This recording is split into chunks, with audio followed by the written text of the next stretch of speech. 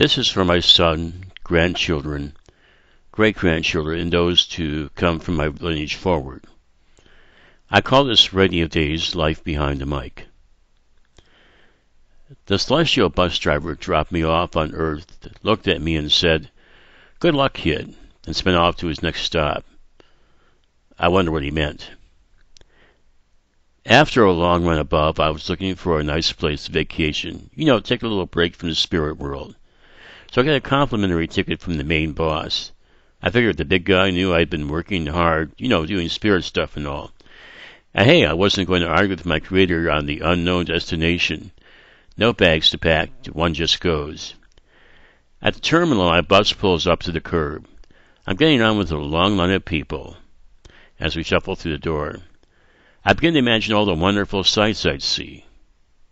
Maybe take a spin around the Milky Way, make a few stops to catch up with friends who'd left before me. See what they were up to. Eternity is a really big place. There are a lot of colorful spots in the universe. Who knows what adventure I'd find along the way. I figured wherever God was sending me should be a lot of fun.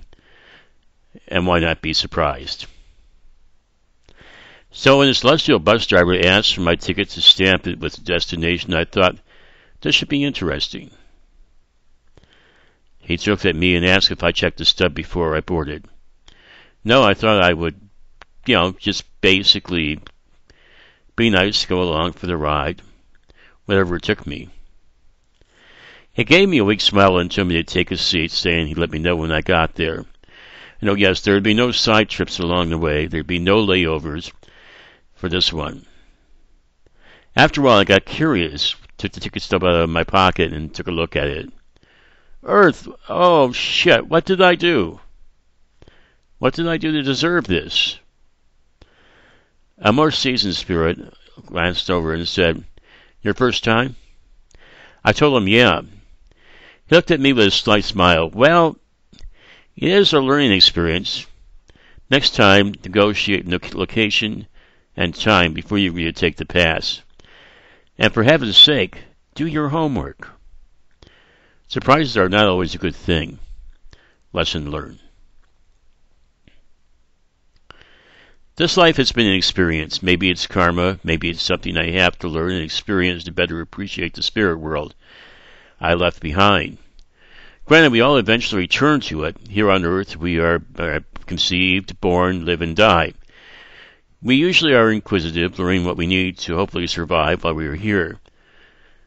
There are those good decisions, bad decisions, and a whole lot of in between. We really have no idea of what we're getting into as newborns, and our parents have no idea of what they will get. And we don't know how long we'll be here. That's pretty much fate. You don't get a roadmap for guidance. You are smart, you'll read my primer that's called the Bible for some of the answers. Other stuff you learn from your parents, friends, teachers, co-workers, and enemies, along with just plain first-hand experience. And no matter what you do, not everyone you're going to meet along the way is going to like you. Earth is a very imperfect place to be. So this is my journey as a human being on planet Earth. It takes place partially in the 20th century, as well as the 21st century. I can tell you from my experience, we are individuals, and that we can be good or bad, and things can be good and bad depending upon your circumstances. Now, tools of life gives you to work with.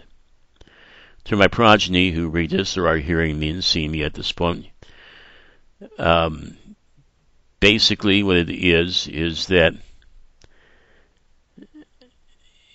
knowing a few things in advance may help you avoid the negative experiences that I've had in my time here. Hopefully you'll get at least one important lesson from this text. The biggest one is treat people as you wish to be treated, but don't expect anything in return. If you do, many times you'll be disappointed. Don't believe everything anyone tells you. Do your own homework as you move forward. And for heaven's sake, learn. The more you do, the better life becomes. Make education your friend, not your enemy. Have fun in discovering new things. Okay, let's get down to business. This is my story, and my name is Andrew Boggs, VA. I never got rich. I took a lot of beatings.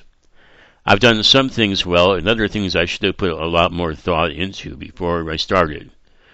I won't be able to write the final chapter. That will be up to the historians to tackle after I'm gone. In the chapters to follow, you'll learn a lot of things about me. Better I tell you my own story than let plan on someone else to do it for me. Sometimes people will look at your old pictures and never get to know you as an individual, or worse yet, say things that something that isn't true based on their own prejudices towards you. Sad when that happens. You only see the tip of an iceberg, not what's below the surface. It's obvious you can't cover, I can't cover moment-to-moment details. I'll do my best to give you the highlights. So strap yourselves in. There's a lot of turbulence on this trip. This will have to be installments, so more to come. Just let my children, grandchildren, great-grandchildren, and those to follow. Love to you all.